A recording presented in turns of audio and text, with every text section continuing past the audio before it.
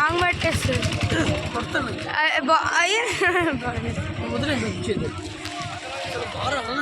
ఇప్పుడు మేము స్వర్ణగిరికి వచ్చాము. యాదగిరిగుట్ట నుంచి హైదరాబాద్ కొంచెం దూరంలో ఉంది. ఇది సూపర్ ఉంది. 1 month బిఫోర్ కట్టారు, బట్ ఎంత పాపులర్ అయిందో. మీరు రండి స్వర్ణగిరికి. చూడండి, శ్రీ వెంకటేశ్వర స్వామి దేవస్థానం అని. ఇంకోండి రామానుజం కూడా వెళ్ళచ్చు. స్వర్ణగిరి అంటే వెంకటేశ్వర స్వామి దేవస్థానం. ఇంకోండి ఇలా ఉంటుంది. యాదగిరిగుట్ట నుంచి ½ hour జర్నీ.